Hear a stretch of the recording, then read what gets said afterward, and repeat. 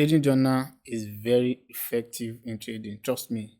If you don't have a trading journal, it means that you haven't taken trading very serious. And if you don't take trading serious, there is no way you will make money in trading.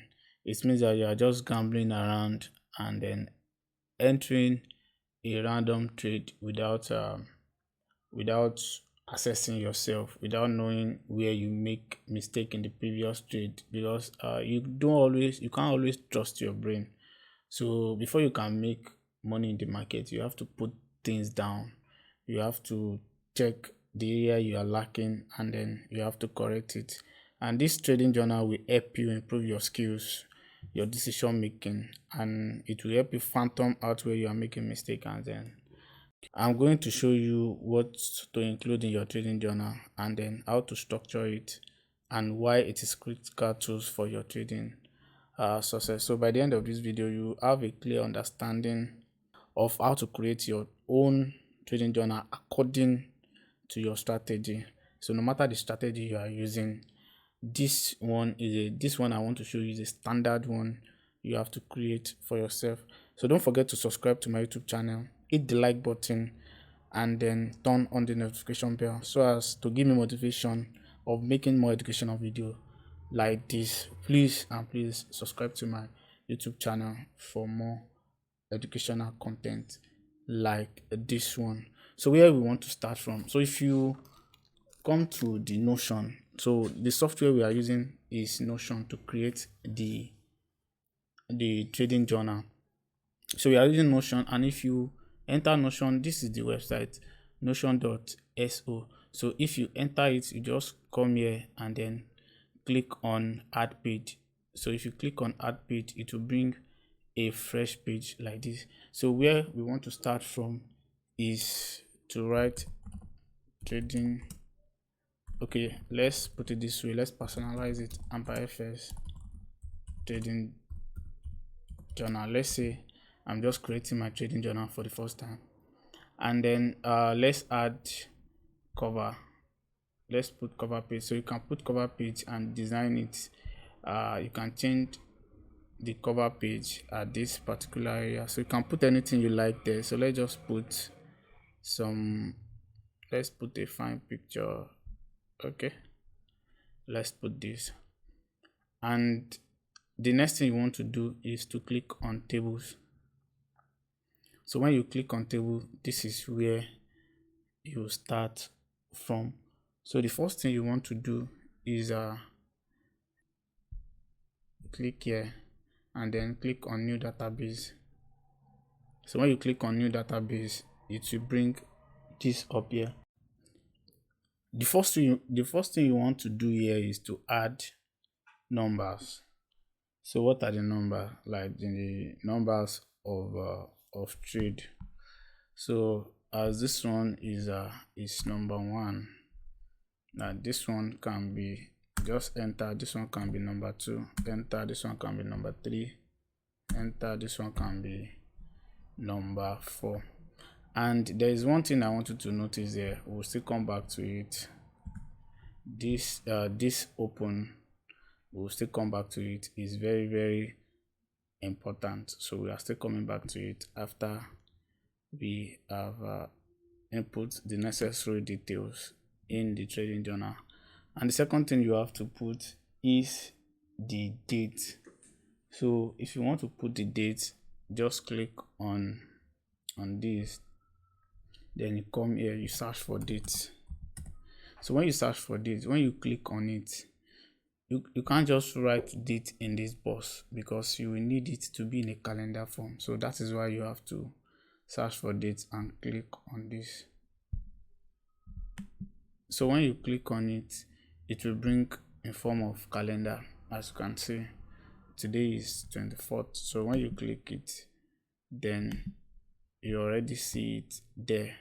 You understand? So that's the function of that one. So it tells you the date you took that particular trade or take that particular trade as anyhow. So the next one is the day of the week. So let's come here, and here you use select because you want to select the day of the week you took the trade. So you can just put this at day 0W, that is day of the week. Then you add option. So when you add option, it will be Monday. You can put it in capital letter or small letter. So let's use small letter. Monday, Tuesday, Wednesday. So you write Monday to Friday, Wednesday, Thursday, then the last one, which is Friday. So you see it there when you click on it. Then let's say we'll pick a trade on Monday. So as you can see, so probably you adjust this. So the next thing you want to put is the pair you are trading. This one too, you click on select because you want to select the pair, and then you put the favorite pair you like to trade there. So let's say pair, then you add option. So let's say DBP USD, Euro USD, CAD JPY, USD JPY, and then AUD USD. So let's say this is your favorite pair, so you see it, then you select the pair you are trading for that particular time or that particular day. So after you input the pair, so the next thing you want to put is the time frame. So the time frame you enter that particular trade. So probably if we are to use the select, you just write time frame, then you add an option. So you start from, let's say maybe you mostly use 4 hours for your entry, then 1 hour, maybe use 1 hour, maybe 30 minutes, maybe 15 minutes, or maybe 5 minutes. It can even be 1 minute. You understand? So you add it. So when you come here, you just select the, let's say we use 1 hour time frame for the entry. So you just adjust this also. So these are things you need to put in your trading journal. So let's continue. The next thing you have to put is probably the direction of the trade. Maybe you are buying or selling. So you click here and type direction and add an option. So long or short. So when you come here, maybe you long that particular pair, or you short. Let's say we long CAD JPY at that particular time. Then the next thing you want to put is win, and what you use for this one is checkbox, because you need to track your win rate. So when you use checkbox, there is a particular place down here that you need to use. You can use it to calculate your win rate. So like percent checked, percent unchecked. So let's say percent unchecked. So it means that if we did not check this, it means that your win rate, your lose rate is 100% because it is unchecked. So just change the name here to win rate. So let's just put it as win. So let's just put that the trade you actually win should be here. So when you check it, you see that the uncheck has changed back to 80%. When you checked it, the uncheck. So if you want to be like, okay, percent checked, it means that you have 40% win at that particular time. So then after win, another one you need to look at is the lose. So this one too, you just put it lose. So you check the amount of trade you lose. Let's say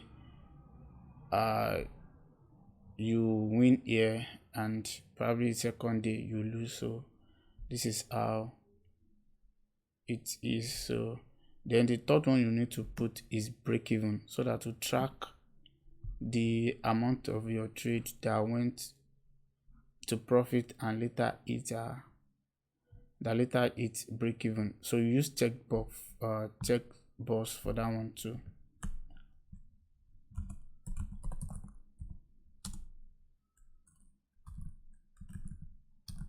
So break even.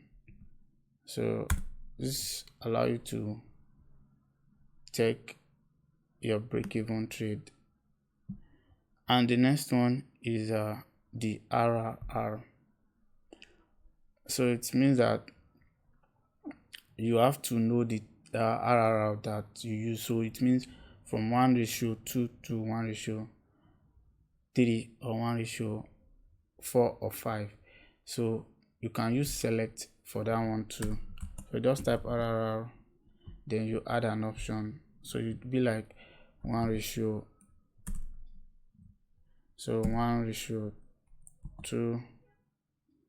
enter 1 ratio. Okay, let's put the ratio accordingly.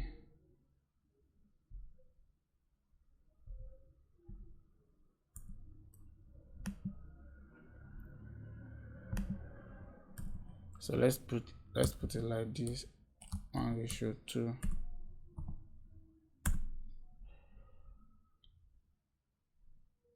Then you add an option 1:3,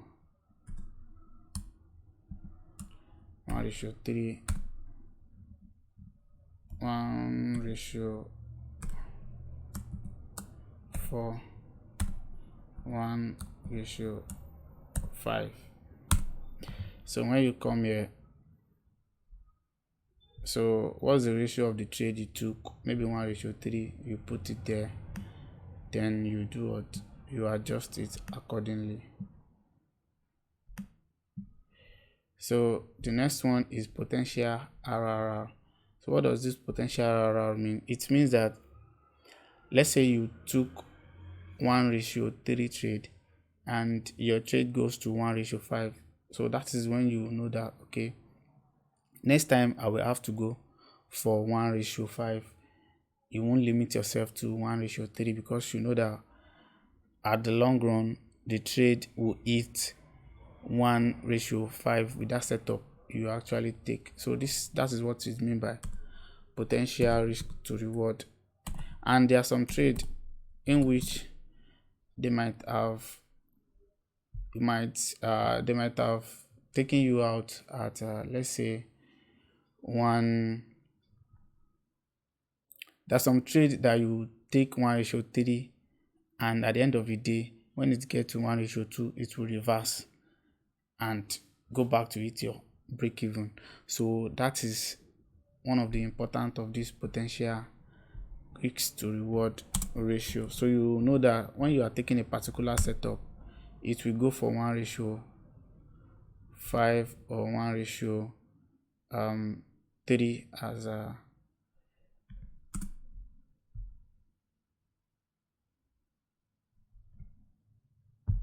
so let's do this.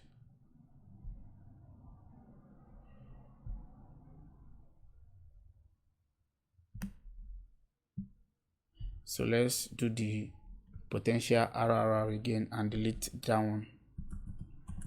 Potential, because we are going to put what we put initially in that space, in that RRR space. So we are going to use select. So don't let us forget, we are going to use select. So it will be like potential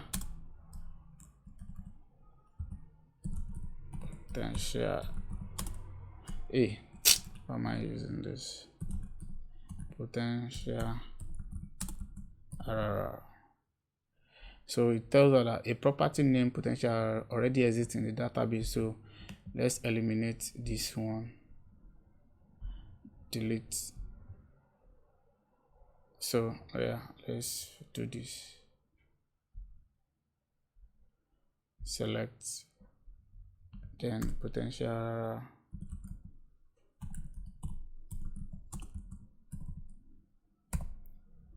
So you add option. It will be like the first one, 1:2, 1:3, 1:4.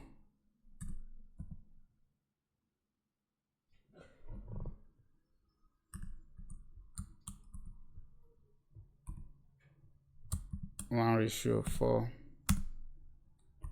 1:5. So 2, 3, 4, 5. So that is what you put at potential RRR. So let's say the potential RRR is 1:5. So let's eliminate this out of the box. So after RRR, you have your potential RRR. So let's say you go for 1:2, or you go for 1:3 and the trade reverse at 1:2. So you know that particular setup cannot do more than 1:2. So that is when you put potential RRR at 1:2.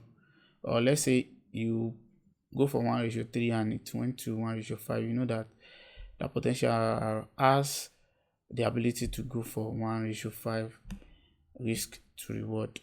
So that is the usefulness of that potential RRR. So the next one you want to add is the session. So just click on select and click on session. So it means that the trading section you took that particular trade.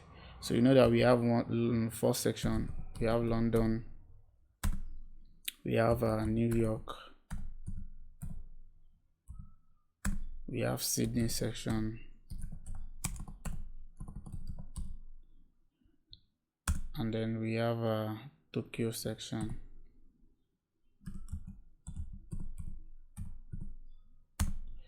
So this you select, maybe you trade New York section, or you are trading a London section.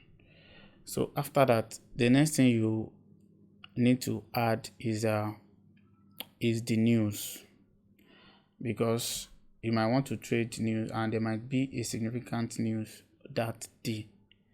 So what are you going to select in this one? You are going for multi-select, because there might be 2 news in a day. So let's write news and then let's add option. So it might be interest rate report,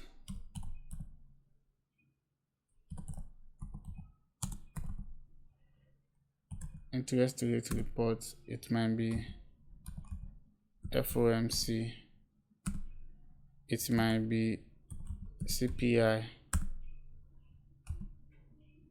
it might be PMI, it might be PPI. So any news that day, and probably there might be 2 news that day, so you might select it. One, maybe there is PPI and CPI that day, so you select both, and then you see that is why you have to use multi-select at that particular area to show that there are 2 news that day, that particular day you took that trade. So the next one you want to add is a confirmation bias. This confirmation bias is let's just write a confirmation. This one, just write confirmation and you put your explanation here, the reason why you take the trade. Maybe you take it after 4-hour candle close, like me, most of the time candle close, and then let's say you are using indicator, let's say the moving average average, so we are long. Okay, let's say the moving average is below the price.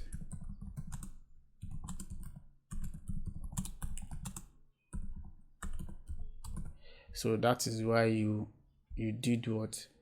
That is why you buy. So that is the confirmation bias, what give you confirmation to enter that particular trade.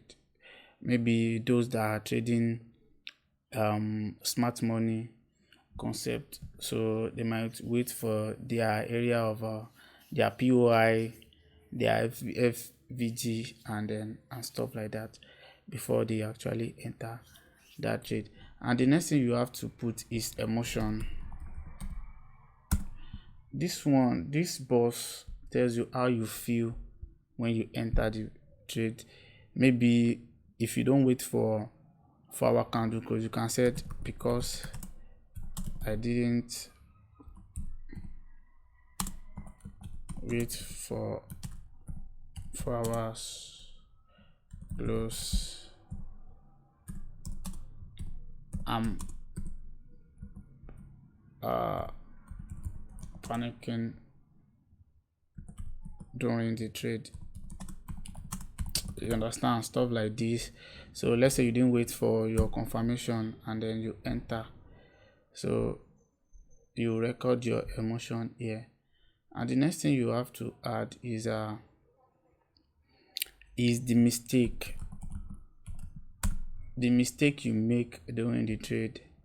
And one of the mistake is, let's say you didn't wait for confirmation. That's one of the mistake trader make. So you didn't wait for confirmation and then you enter.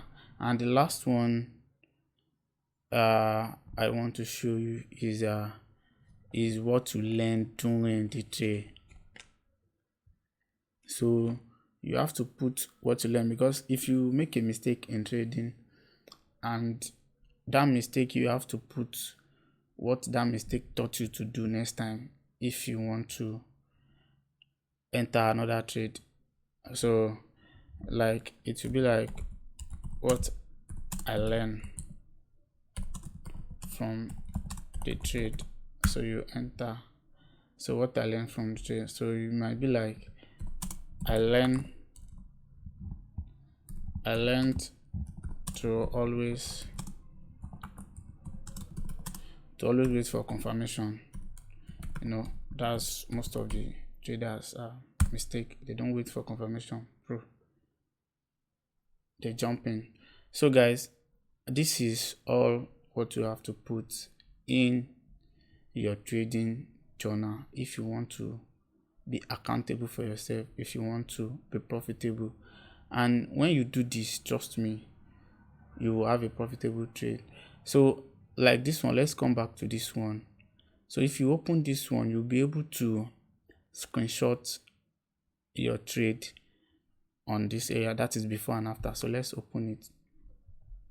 As you can see, the trade we took at JPY, we took it on Monday, and then long position, blah blah blah. So when you come here, you just write before the trade screenshot. So when you write before the trade screenshot, then you come to your chart, to your to your trading view. You come here and copy image. So when you copy image, you go back to your Notion and then you Control V. Automatically it will put it there for you. See, if you want to expand it, see, so it will expand it and then for you. So after the trade too, you can just come here, enter after the trade.